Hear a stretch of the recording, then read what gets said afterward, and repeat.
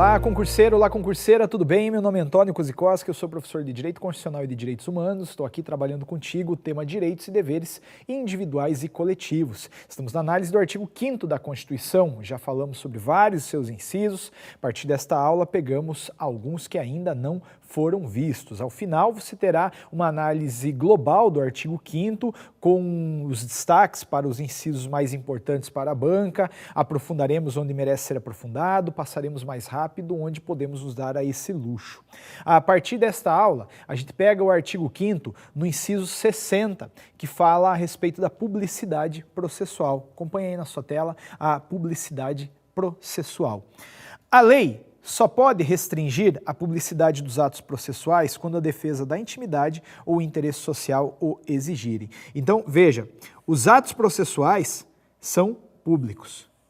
O juiz ele despacha num processo e esse despacho fica para todos, para qualquer um ver. Qualquer um, Antônio? Sim, qualquer um. Qualquer um mesmo? Qualquer um mesmo. Você pode ir até o fórum da sua cidade e pegar lá um processo de qualquer que seja a parte para dar uma olhada. Esta, ao menos, é a regra. A regra é a publicidade do processo. No entanto, essa publicidade processual, ela pode ser afastada em alguns casos. Quando? Quando a defesa da intimidade ou o interesse social assim exigirem. O próprio artigo 5º, inciso 60, traz duas exceções bem consignadas. Veja lá. Primeiramente, quando a defesa da intimidade assim exigir, nós temos uma exceção, a publicidade processual. Por exemplo, uma causa de família. A quem interessa a discussão lá travada se nós partes envolvidas temos lá um processo de pensão alimentícia? Poxa, é chato, não faz sentido abrir isso para outras pessoas, concorda? Então, quando a defesa da intimidade assim exigir, nós podemos excepcionar esta publicidade processual. Da mesma maneira, quando o interesse social assim exigir, nós excepcionamos a publicidade. Por exemplo, um determinado processo criminal que está apurando um grande esquema de lavagem de dinheiro começa a apontar para a responsabilização de pessoas que, de início, não estavam atreladas ao processo.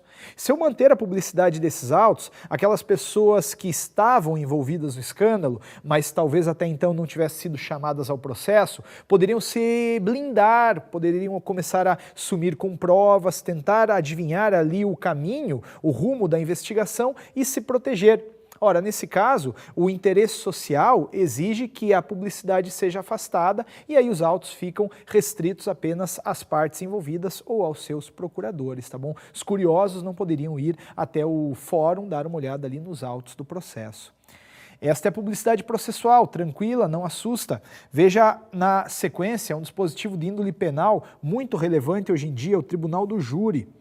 O Tribunal do Júri é uma conquista da sociedade, ele vem de uma época em que éramos julgados por um monarca, um rei, um príncipe absoluto em suas decisões, que tomava justamente essas decisões sem atentar para princípios básicos, como o da ampla defesa, o contraditório.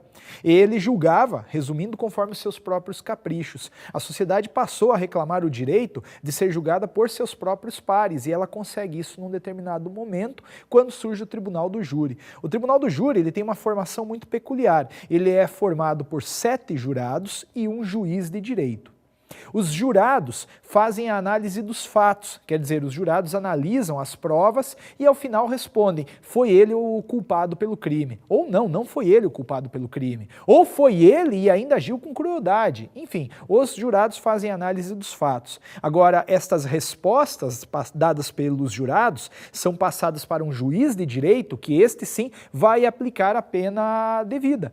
Porque o jurado não tem a obrigação de saber como é que se aplica a pena, como é que se faz o cálculo. Agora o juiz fará, e fará a partir das decisões tomadas pelos jurados. Este Tribunal do Júri, ele tem previsão constitucional no artigo 5º, inciso 38, diz lá o dispositivo. É reconhecida a instituição do júri com a organização que lhe der a lei assegurados. 1. Plenitude de defesa. Isso aqui, teoricamente, nem precisava estar no texto constitucional, porque a gente já havia conversado sobre a ampla defesa, concorda? Ela é para todo mundo e em todas as instâncias. Então, também no Tribunal do Júri, estaria ela garantida. Além disso, nós temos o sigilo de votações. Esse sigilo de votações é essencial para manter ali a segurança dos jurados, porque eu lhe pergunto, quem é que se sentiria bem julgando o Fernandinho Beiramar, por exemplo, dizendo lá às claras, ele é culpado? Poucos se sentiriam talvez à vontade. Então, para resguardá-los em suas opiniões, para manter com isso a própria independência do jurado, a Constituição veio e disse que é sigilosa a votação. Demais, temos lá na linha C a soberania dos veredictos. Mas o que é a soberania dos veredictos? Se os jurados deram a decisão deles, assumiram ali uma postura, o juiz tem que aceitar, mesmo que ele, juiz, intimamente esteja convencido de maneira contrária. Por exemplo, os jurados disseram, ele é o culpado. Por mais que o juiz esteja convencido de que o réu era inocente, o juiz não tem o que fazer. Ele tem que se atrelar à decisão dada pelos jurados. E o inverso também é verdadeiro. Se os jurados inocentaram aquela pessoa, o juiz não pode querer impor a culpa para ela. Temos aí então a soberania dos veredictos, que é maravilhosamente importante. E ainda, por último, qual crime vai para o tribunal do júri? É qualquer crime? Não, está lá na linha D do artigo 5º, inciso 38. A competência do tribunal do júri é para julgamento dos crimes dolosos contra a vida. O crime doloso contra a vida é aquele praticado com vontade. Difere, portanto, do crime culposo. Pode ser que a prova mude doloso para culposo e não queremos que isso aconteça, obviamente, tá bom? Este é o tribunal do júri, muito rapidamente. Além dele, nós temos alguns outros dispositivos de índole penal, a começar pelo artigo 5º, inciso 39. Eu te pergunto, se hoje você trair a sua namorada ou o seu namorado, você será processado criminalmente? Não, né? Porque não tem lei hoje definindo o adultério como crime. Essa é a ideia. Veja aí comigo o artigo 5º, inciso 39. Não há crime sem lei anterior que o defina. Para por aí um minutinho. É a ideia do meu exemplo. Você só será processado criminalmente por uma circunstância que a lei definiu como crime. Não pode você ser processado por um fato que não é considerado crime pela sociedade. De repente, espirrar sem a mão na frente, você vai ser processado por causa disso. Não, não vai, porque isso não é crime. Agora, nas hipóteses que estão tipificadas como crime, eu só puxarei a pena definida na lei. Por exemplo, matar alguém todo mundo sabe que é crime. E sabe todo mundo também que a pena, ou já ouviu falar, que a pena varia de 6 a 20 anos. É isso que eu vou puxar se eu matar alguém, entre 6 e 20 anos. Antônio, mas como o teu crime foi muito grave, a gente vai te tirar a nacionalidade também. Não, não pode. Obviamente que não pode. Porque a pena é a pena que está lá no tipo penal. E isso está consignado na parte final do artigo 5º, inciso 39. Veja lá. Não há crime sem lei anterior que defina, já vimos isso, nem pena sem prévia cominação legal. Tem que ter, então, a previsão na lei para que a pena possa ser aplicada. Um dispositivo de índole penal também muito importante, aqui me perdoe, saiu trocada, faltou um i aqui, é a irretroatividade da lei penal. Olha, pegando inclusive o rastro daquele exemplo do adultério. Hoje você traiu teu namorado, não há lei definindo isso como crime, você não será processada.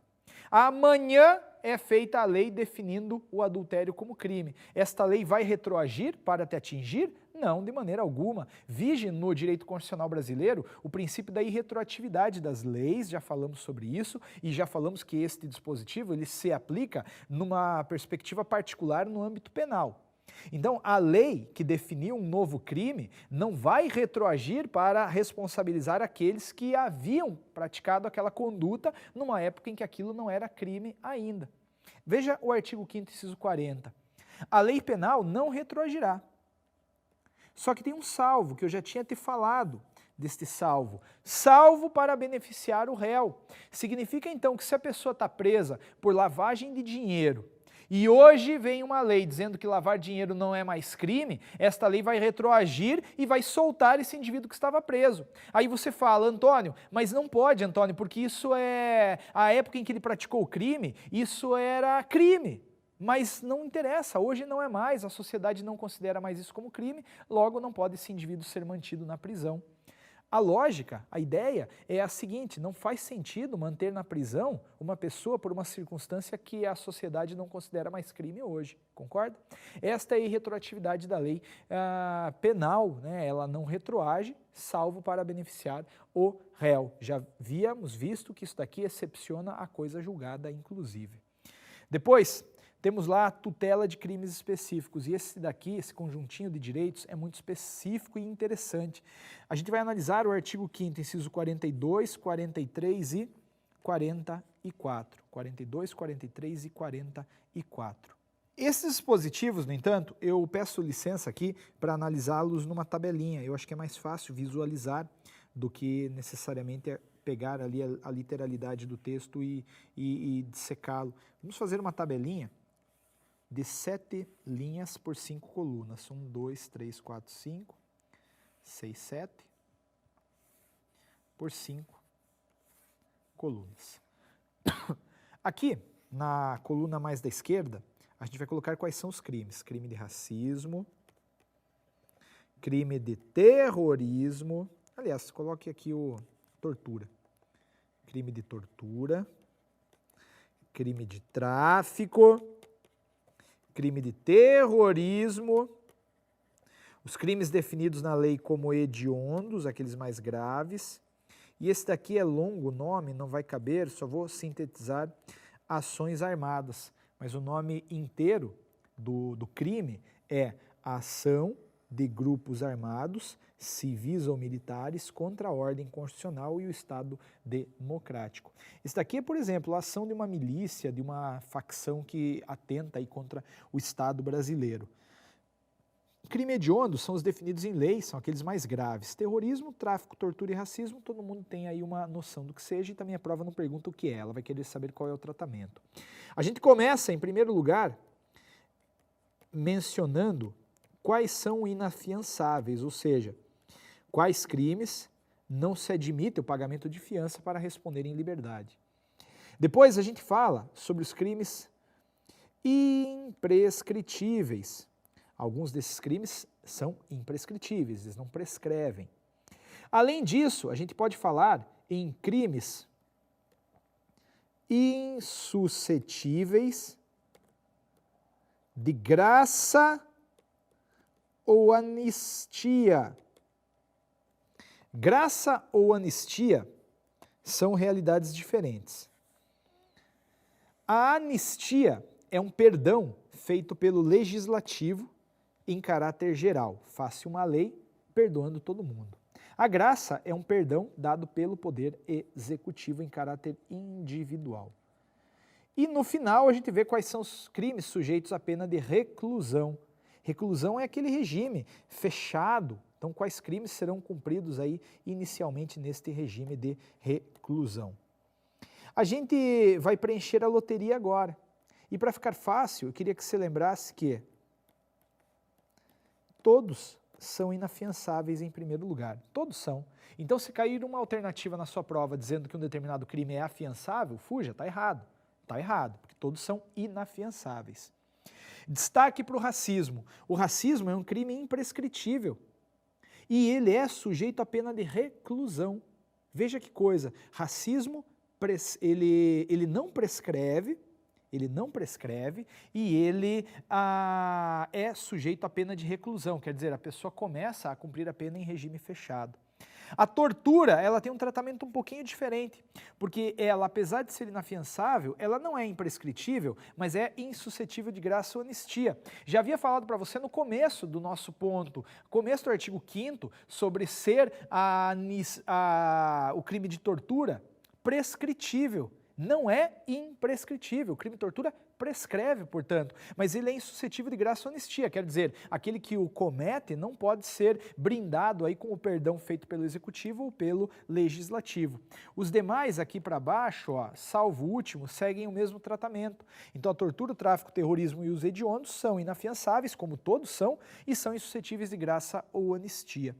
Já aquelas ações armadas de grupos civis ou militares contra a ordem constitucional ou Estado democrático são crimes imprescritíveis também. E esta é a tabela que você tem para memorizar. E creio seja mais fácil analisar assim do que de outra maneira. Vamos só tirar a prova aqui. Veja lá, artigo 5º, inciso 42. A prática do racismo constitui crime inafiançável e imprescritível, sujeito à pena de reclusão nos termos da lei. Confere? Inafiançável, imprescritível, sujeito à pena de reclusão. Perfeito. Depois temos lá o 43. A lei considerará crimes inafiançáveis e insuscetíveis de graça ou anistia a prática da tortura, tráfico, terrorismo e hediondos. Tem uma parte final ali que a gente já vê. Então, tortura, tráfico, terrorismo e hediondos são inafiançáveis e insuscetíveis de graça ou anistia. Até agora fechou. Só que a parte final daquele dispositivo diz o seguinte: nestes 4 crimes aqui, a responsabilização é bem ampla.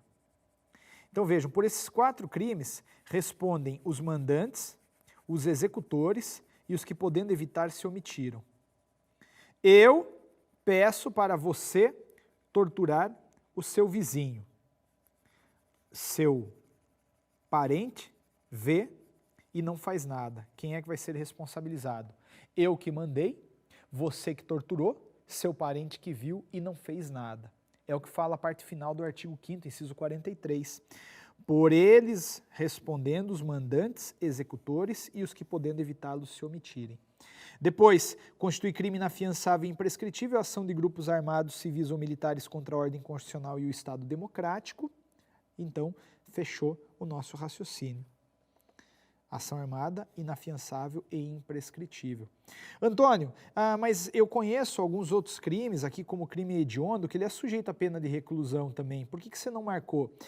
Eu não marquei porque a Constituição não mandou que ele fosse punido com pena de reclusão. A Constituição deixou aberto para o legislador punir da forma que ele bem entendesse e ele optou por punir com reclusão mais tarde. Mas veja, com racismo é diferente. Aqui a Constituição mandou punir com reclusão. Não cabia outra opção ao legislador. Dessa nossa conversa sobre esses crimes, nessa tutela específica, eu queria que você lembrasse: o racismo é imprescritível e é sujeito à pena de reclusão. Depois, lembre que todos são inafiançáveis, lembre que a tortura prescreve e lembre que as ações de grupos civis ou militares contra a ordem constitucional ou Estado democrático também são imprescritíveis. Com essas 4 informações, você vai triangulando as coisas e acaba chegando na alternativa verdadeira, aí, considerando o histórico da banca. Identificação criminal, muito rapidamente. O civilmente identificado não será submetido à identificação criminal, salvo nas hipóteses previstas em lei. Quem que é o civilmente identificado e o que é a identificação criminal? O civilmente identificado é aquele que apresenta um documento emitido pelo poder público. Este é o civilmente identificado. Este não pode ser chamado a fazer a identificação criminal, que é aquele processo feito no âmbito da delegacia de coletar lá as digitais, tirar uma foto na frente de uma régua com uma plaquinha escrito o tipo penal que ele praticou, uma foto de frente, uma foto de perfil. Ninguém quer ter esse tipo de registro. Esta é a identificação criminal. Ela não pode ser feita para o civilmente identificado. Verdade que, segundo o dispositivo, a lei pode excepcionar essa regra. E aí foi criada uma lei no Brasil, de fato, dizendo que aquele cara que apresenta um documento muito antigo ou muito deteriorado, este pode ser chamado a fazer a identificação criminal, com certeza. Mas as hipóteses necessariamente não me parecem tão presentes aí na banca. Ação penal privada subsidiária da pública. O artigo 5º, inciso 59, afirma que será admitida ação privada nos crimes de ação pública se esta não for intentada no prazo legal. A ideia é a seguinte: quando eu mato uma pessoa, quem me processa não é a vítima porque ela está morta, muito menos o familiar. Quem me processa é o Estado. Agora, se o Estado não age, se o Estado não faz a ação penal pública, algum particular pode entrar com ação penal privada. Então, aí sim, na omissão do Estado, o parente próximo da vítima poderia chamar para si a responsabilidade de fazer a ação contra o assassino, contra o réu, vamos chamar dessa forma por enquanto. Esta é a ideia da ação penal privada subsidiária da pública. Por que é o Estado quem oferece a denúncia? Porque o Estado tem um interesse legítimo de que esse tipo de coisa não aconteça mais. Na sequência, temos aí algumas regras sobre prisão. Veja, eu não estou falando regras sobre o estabelecimento prisional necessariamente, estou falando aí sobre regras que incidem no ato de prender alguém. E um primeiro dispositivo, 5º inciso 61, vai dizer para a gente quando alguém pode ser preso no Brasil. Está lá, ó, ninguém será preso senão em 1. Flagrante delito ou por 2. Ordem escrita e fundamentada de autoridade judiciária competente, salvo nos casos de transgressão militar ou crime propriamente militar definidos em lei. Então a gente tem duas hipóteses de prisão no Brasil e uma certa exceção. Flagrante delito, se a autoridade me vê praticando flagrante delito, ela tem o dever, inclusive, de me prender. Da mesma maneira, se o juiz manda me prender numa ordem escrita e fundamentada, eu posso ser preso. Mas não esqueça que nos casos de transgressão militar ou crime propriamente militar definidos em lei, a autoridade de hierarquia superior pode determinar a prisão daquela pessoa de hierarquia inferior. Eis a dinâmica aí das regras sobre a prisão. Eu vou preso então em duas hipóteses no Brasil e há uma terceira que é específica para militares que excepciona as duas primeiras. Apenas cuidado, porque a gente sempre fala na nossa aula de constitucional, ordem escrita e fundamentada, transitada em julgado. Aqui não precisa ter trânsito em julgado, tá? Nessa hipótese 2, não precisa do trânsito em julgado, ou seja, não precisa ser a decisão definitiva. 5º inciso 62, a prisão de qualquer pessoa.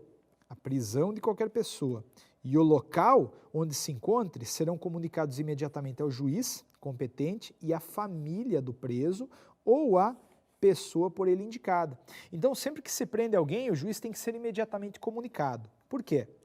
Porque ele, juiz, segundo esse dispositivo, 5º inciso 65, tem o dever de relaxar imediatamente a prisão ilegal. A prisão ilegal será imediatamente relaxada pela autoridade judiciária. Mas não é apenas o juiz o que deve ser informado, também a família ou a pessoa por ele indicada devem ser informadas tanto quanto o local da prisão, quanto a prisão em si. Isso está aí definido. Então a prisão vai ser comunicada para ambos, assim como o local onde o indivíduo está, juiz, família ou pessoa por ele indicada. Depois, 5º inciso 63, o preso será informado de seus direitos, entre os quais o de permanecer calado, sendo-lhe assegurada a assistência da família e de advogados. Então o preso ele tem o direito aí de ficar em silêncio, ele não está obrigado a produzir provas contra si próprio, tá bom? Essa é a dinâmica da presunção aí também de inocência sendo prestigiada neste dispositivo. E também a regra aí de proibição de produção de provas contra si próprio. 5º inciso 64, o preso tem direito à identificação dos responsáveis por sua prisão ou por seu interrogatório policial. Então, sempre que alguém vem me prender, esse alguém deve se identificar antes. Assim como deve se identificar antes aquele que vem colher o meu interrogatório. Por quê? Porque eu sabendo o nome de quem fez a minha prisão ou de quem me interrogou, eu consigo ter uma segurança maior, porque a pessoa que me dá o nome sabe agora que eu tenho o nome e que se abusar, eu levarei isso para outras instâncias decidirem. Então todo mundo aí que vai preso tem o direito de ser informado sobre o nome do que está efetuando a prisão ou sobre o nome daquele que está tomando o seu interrogatório. Além disso, no que toca ainda às regras sobre a prisão, ninguém será levado à prisão ou nela mantido quando a lei admitir a liberdade provisória, com ou sem fiança. Esse dispositivo não assusta tanto. Agora, esse aqui é determinante. Olha, não haverá prisão civil por dívida, essa é a regra. Não há prisão civil por dívida. Porque é um tanto quanto retrocesso prender alguém por causa de uma dívida pecuniária. É retrocesso e não há dúvida, trata-se de uma medida ineficaz. Porque, me conte, se eu prendo a pessoa, aí sim a pessoa perde o emprego e não consegue me pagar a dívida que ela tem comigo. Concorda que é um tanto quanto contrassenso? Por isso que a Constituição diz que não haverá prisão civil por dívida. No entanto, para forçar o pagamento, a Constituição, autorizou a prisão civil do responsável pelo 1. Inadimplemento voluntário e inexcusável de obrigação alimentícia e 2. Do depositário infiel. Lendo a Constituição, você chega à conclusão que são duas hipóteses. Primeiro, aquele que tem dinheiro, mas não paga a pensão alimentícia, porque o dispositivo está falando inadimplemento voluntário e inexcusável. E também a Constituição autorizou a prisão do depositário infiel, que é aquele que guarda um bem e quando provocado a devolver não faz. Este é um depositário infiel. Óbvio, a Constituição autorizou a prisão dos dois para fins de forçá-los a entregar o dinheiro ou mesmo o bem que está em seu poder. Só que, muito cuidado, já faz um bom tempo que o Supremo Tribunal Federal aprovou a súmula vinculante número 25. Anote ela do seu ladinho aí, porque ela é relevante nesse ponto. A súmula vinculante 25 diz que é ilegal a prisão civil do depositário infiel. É ilegal. Antônio, então pressupõe aqui a letra da lei ou a súmula? Olha,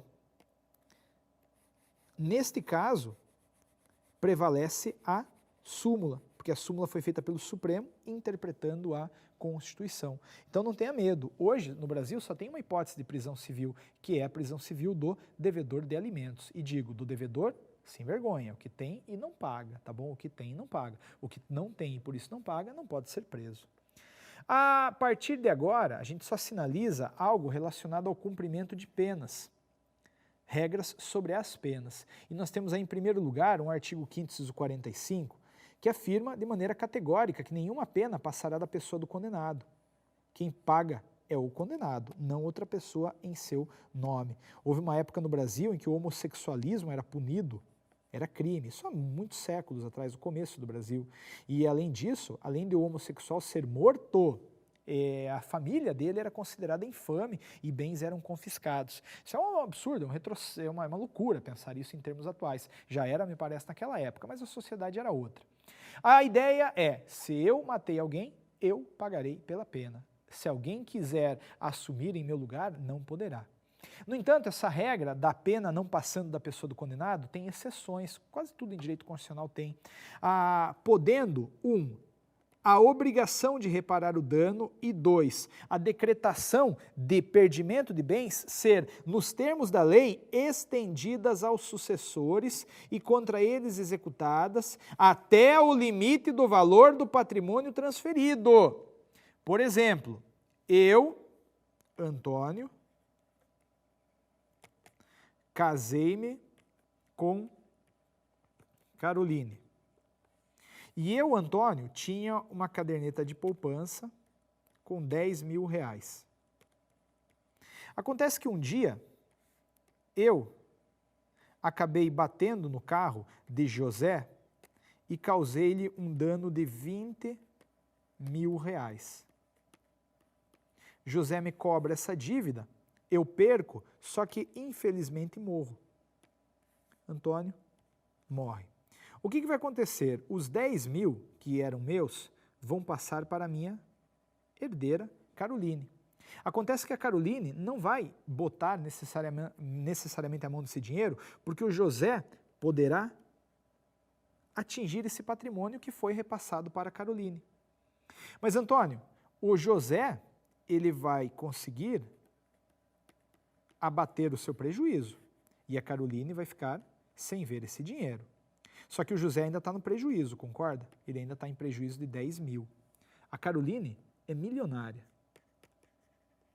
O José pode atingir o patrimônio que a Caroline tinha originariamente? Não, porque o que passa é a pena aí é a obrigação de reparar o dano até o limite do valor do patrimônio transferido. Até o limite do valor do patrimônio transferido, tá bom? Então temos aí as regras sobre as penas, algumas delas. Hoje não temos o pensamento que aprova, mas temos uma recomendação. Debaixo aí da tua aula tem um curtir e um não curtir. Se você curtiu, curta. Se você não curtiu, não curta, mas diga pra gente o que aconteceu. Foi um problema técnico, um problema de sistema ou foi algo relacionado à aula em si? Será um prazer ouvir aí o que você tem a dizer, tá bom? Muito obrigado pela paciência, um grande abraço, até qualquer dia.